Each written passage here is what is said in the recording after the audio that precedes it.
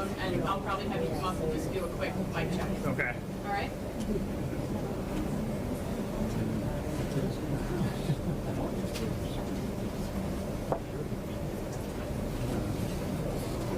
I'm just going to angle this in a hair because of all the noise we're getting.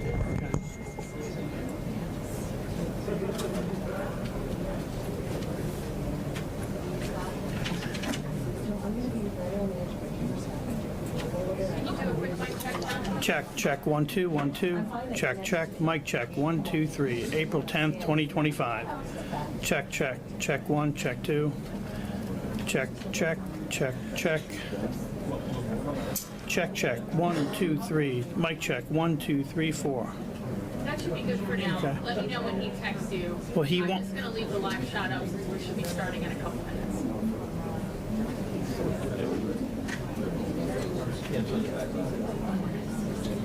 Tell him to go back to the page.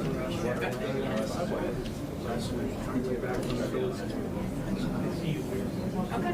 Did he hear you? Just confirm that he heard you testify. It's going to be done.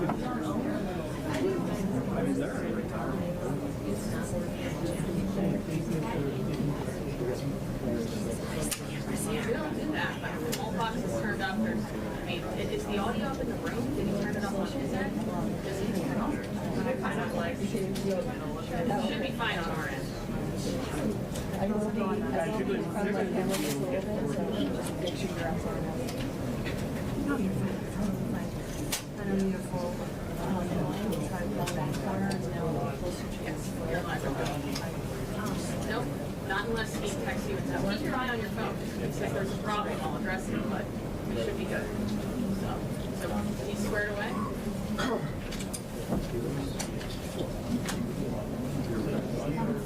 This is really impressive, huh?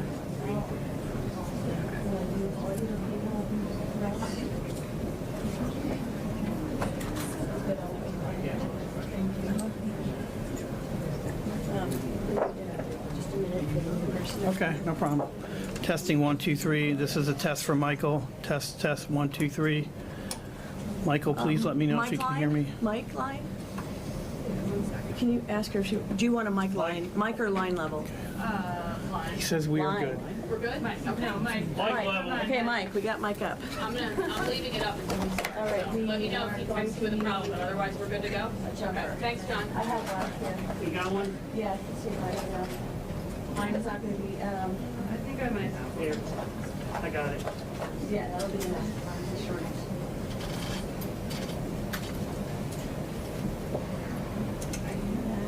That's good. Hang on.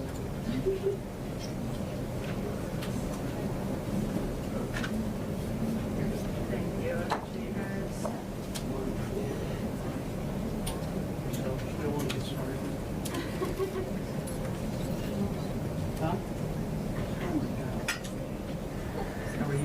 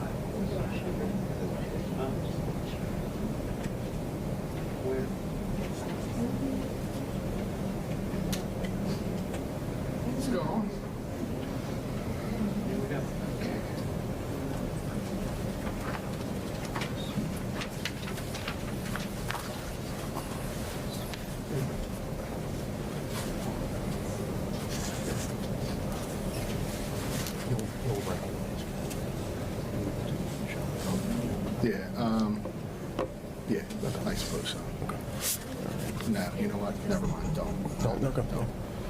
Hi, good morning. Thanks for everyone for joining us here. Everybody good on mic levels and everything good? Okay. So we're going to get started right away here. You're going to hear remarks from our interim general manager, Scott Sauer, and then we're going to answer questions afterward.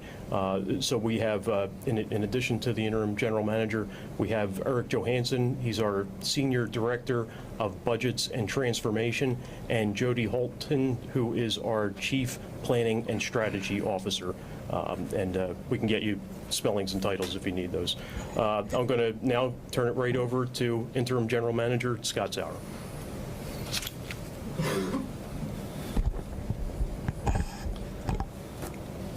Thanks, Andrew. Good morning, everyone. Good morning. Today, SEPTA releases its fiscal year 2026 budget that will bring massive service cuts and fare increases in the face of an historic funding gap. For more than 2 years, we've been warning that this moment was coming. Now, with our new fiscal year starting on July 1 and a state funding solution still not in place, we have no choice but to budget based on the resources that we have available. Without new sustainable funding for transit, as proposed by Governor Shapiro, SEPTA will reduce service by 45% in the coming year. I'll just repeat that.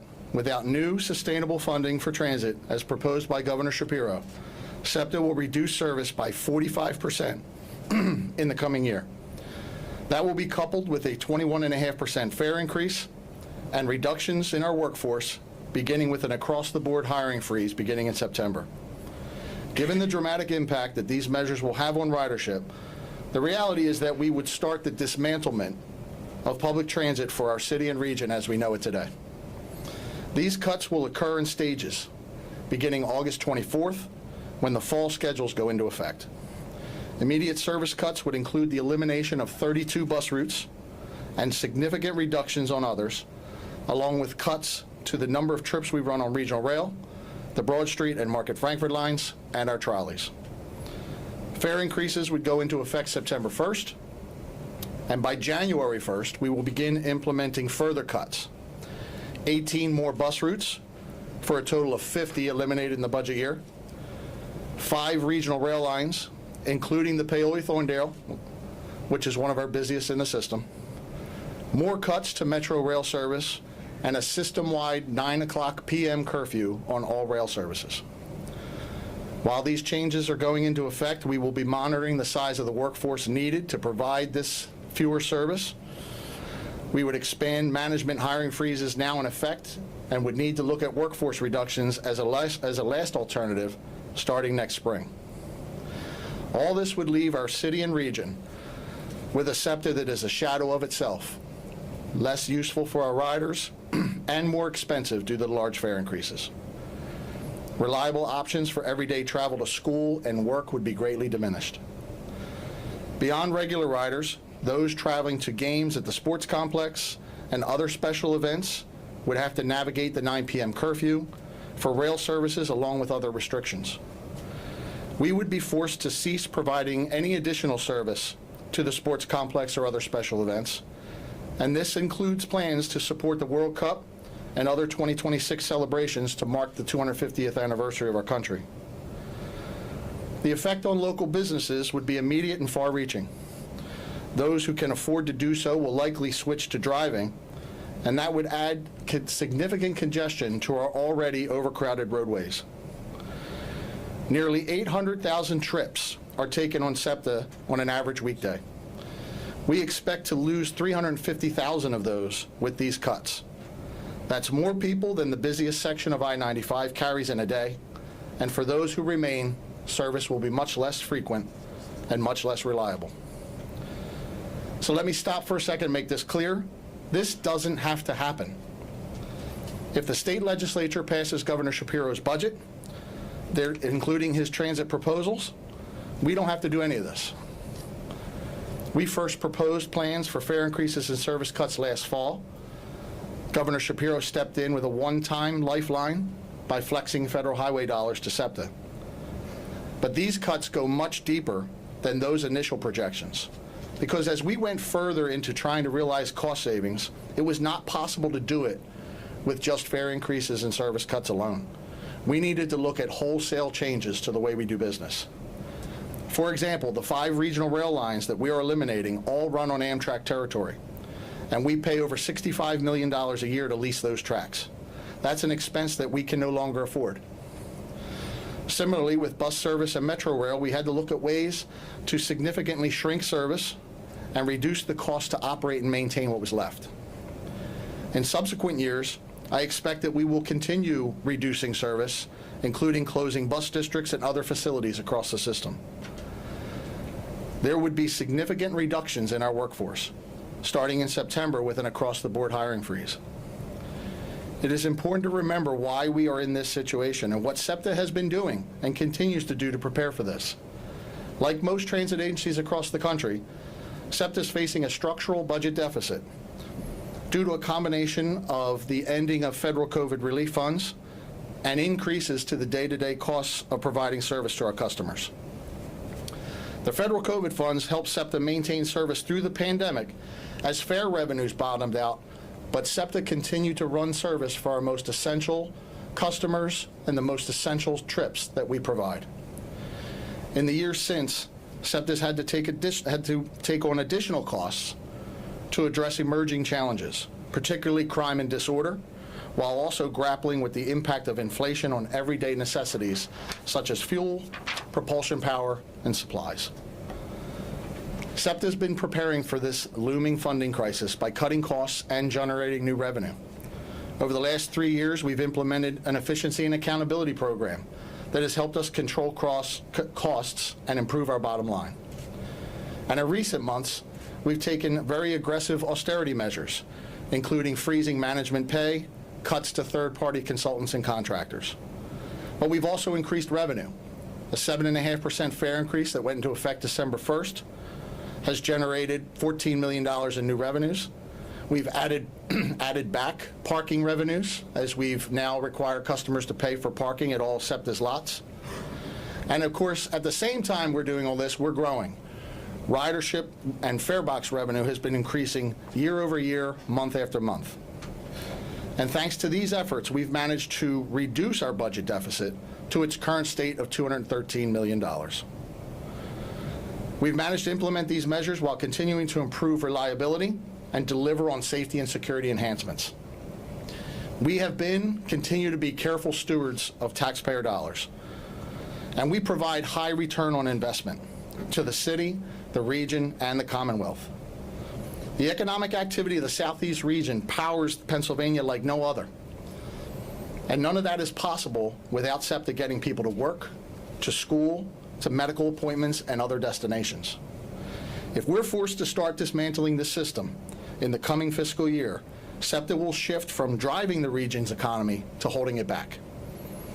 And I want to be clear, once we start making these deep cuts that we are proposing, it will be extremely difficult and much more expensive to reverse it. Without additional investment in the form of a new sustainable funding source, we will be left with a SEPTA that is greatly diminished. This is a dire situation, but I want to stress that we are focused on making the case for SEPTA in Harrisburg and elsewhere. And I'm confident that we have a great story to tell.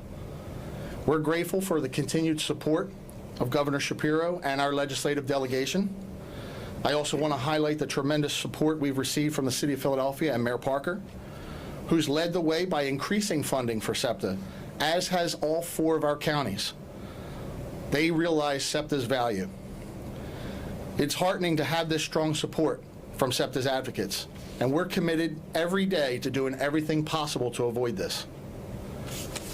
I'm happy to take questions. Scott, the regional rail lines that would be eliminated, is it as simple, did you identify them simply by having to pay rent to Amtrak, or how did you identify those lines? Yeah, I mean, first and foremost, we were looking for, in the second wave of cuts, we were looking for structural changes, fixed costs because we are very heavily reliant on fixed costs. The Amtrak lease payment was a driving factor in identifying the 5 regional rail lines. And Scott, why did you propose these changes now? If I remember the last budget cycle, the budget was put out, assuming Governor Shapiro's plan would be put into effect, but this year you're doing it differently. Yeah, so last year we phrased it as we budgeted on hope. Governor Shapiro put us in his budget last year, and we hoped that the legislature would pass that budget and create a funding source for SEPTA. It didn't happen, and we found that in the fall last year, when we came to you all then and talked about service cuts and fare increases, we were scrambling to try to fill a huge deficit in our budget. Our board charged us this time to not do that. Budget with what you have in hand. Budget with the funding that you know you will get, not based on what the legislature may or may not do. And in order to do that, we had to fill that deficit that's there structurally that the governor is proposing to fill. And these cuts, and the reason why these cuts go so deep, is because we soon realized that the 20% and the 21.5% that we had proposed last fall were not going to be enough to close $213 million. In fact, it was not even close. When you account for elasticity of ridership, assuming riders will leave, but then what that 20%, 28%, 21.5% left us with is a net savings of about $50 million.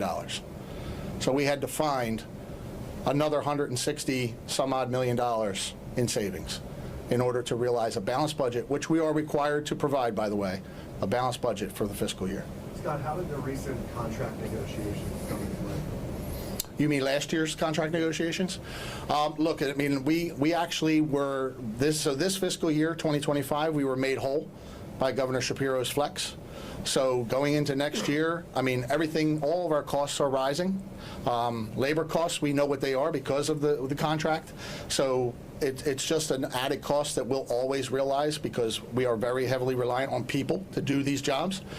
So contracts for labor unions, our management salaries all factor into this.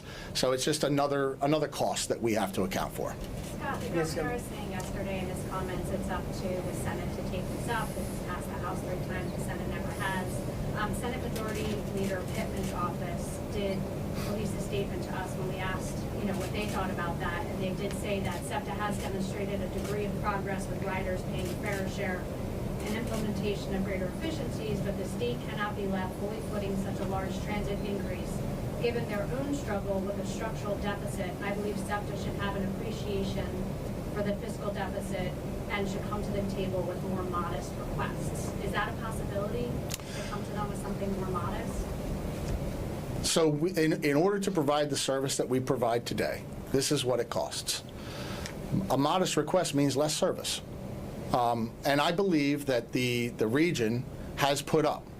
The city of Philadelphia, the counties have all increased their share when they didn't have to. They increased it last year. They've committed to an increase this year.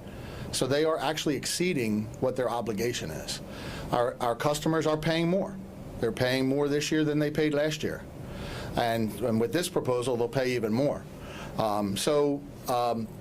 We're comfortable working with Senator Pittman and anyone else for that matter on how to craft a viable solution. But anything less than what we're proposing now, we have to remove service. We have to cut service. But I will say this much. We've done a lot already to reduce our costs, reduce our expenses, and we're not done. We're not saying that we've achieved all we can achieve. We know that there's probably more we can do to be leaner. There's more we can do to save on costs. But we're not going to save $213 million. There's no amount of cutting internally and still holding on to the service we provide that's going to provide us $213 million. So we're happy to talk to anybody on what a more modest ask looks like. But at the end of the day, the service is what the service is, and we're going to try to trim and cut as best as we can from other places without affecting safety, without affecting our customers. 2 questions, Scott. First, I remember that when Governor Shapiro announced that he was tossing highway money your way, one of the issues was on what taxes would be implemented to pay for it. Somehow I remember that the Senate wanted to see gains of skill tax. Would that provide enough money? Is that part of the sticking point? That's question 1. Question 2 is, I understand that Pittsburgh Regional Transit across the state announced its doomsday service plan earlier this week. Are you working with them together to lobby Harrisburg? Yeah, so on the first question, I mean, there's lots of different proposals out there on how to fund transportation globally, not just transit, but transportation. You know, we're happy to work with anyone on whatever proposal they put forward. But I do understand the deficit that the Commonwealth is facing, and I know they want to find new revenue streams.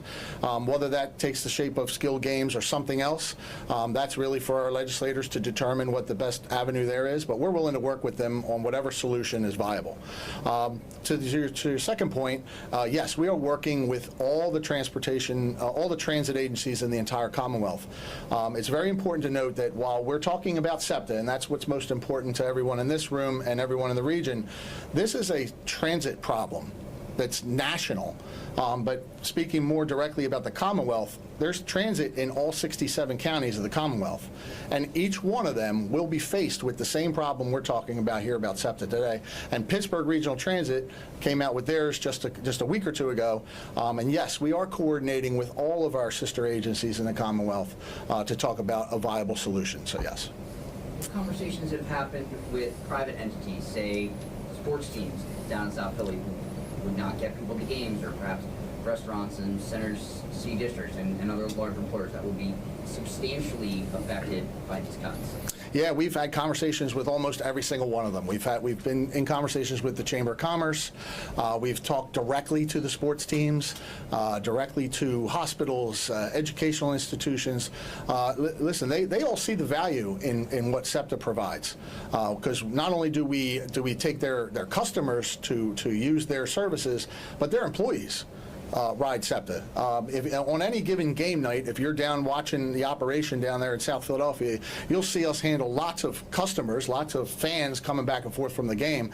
But if you wait long enough, you'll see all the employees that work in those stadiums come through those turnstiles as well. So we've had conversations with all the businesses, all the civic leaders of the region. They are all supportive of the needs that we have, and they have committed their advocacy to us as well. Have they committed any potential extra money, maybe offer a little more for Key Advantage? I mean, we have about 100,000 folks registered in Key Advantage, and more. We are always in conversations with more. So yes, we are approaching folks, and people are joining us all the time. Some very small. Some smaller businesses, and some of the larger corporations as well. So we've been in conversations with everybody within the city to try to get them to join in. I know that's a decision that they're going to make, but at the end of the day, they're all very supportive of what we're doing. And today's announcement, is this something that people should think maybe it's a pessimistic feeling about what's going on in Harrisburg, or are you still optimistic about the negotiations, or is this kind of a sign that maybe things are? I wouldn't interpret this for anything more than what it is. We are obligated this time every year to put forward our next fiscal year's operating budget, and this is that process beginning. We're going to put forward the operating budget based on the funding streams that we have currently available, which is what we do every single year, actually. The difference, of course, in this year is that we come up short for all the reasons that we talked about. I'm not the kind of person who delivers messages, hidden or otherwise. I'm just going to state what we do and what the process is. I wouldn't interpret this as being optimistic or pessimistic. I think I appreciate the difficult work that the legislature has to do, because we're not the only concern that they have, of course, but it's very important to this region and to the Commonwealth that we be funded. So we're going to continue those discussions, and I'll say, me personally, I'm still hopeful. I'm still optimistic that this is going to get done, but we have to plan using the resources that we currently have available. Has SEPTA spoken to or presented this plan to elected officials in Harrisburg before today's meeting? Yes. Yes, we have. We've made rounds with our Philadelphia and Southeast delegations. We presented to other legislators across the Commonwealth. We've been back and forth to Harrisburg. We've had legislators visit us here at our headquarters. So yes, they are well aware of the plan before now. The city looked like it was going to cancel a couple fare subsidy programs, and now maybe they're back. How much revenue does that represent? What role does that have in these calculations? Yeah, I mean, we were pleased that Mayor Parker decided to reinvest in Key Advantage for their employees. Not sure what that generates in terms of $10 million a year from the Key Advantage, and then she's also willing to re-engage conversations around the Zero Fare program, which we're eager to have those conversations and figure out a way forward on that as well. So, and that was about $12 million a year for the Zero Fare program.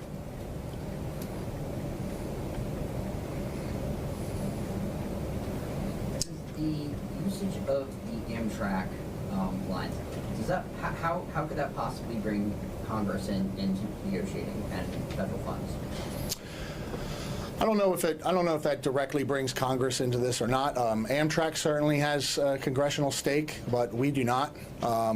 This is entirely a Commonwealth issue. The monies that we pay to Amtrak, I don't know if Congress would take an interest in whether or not they receive those monies from us, but yeah, I can't really speak to their interest in this, but we're entirely the Commonwealth's issue. What would the base fare for the city go up to under your plan? The base fare would rise from $2.50 to $2.90, which would tie us as the highest in the country with MTA of New York. Everyone good? All right, thanks, everyone. All right. Yeah, well.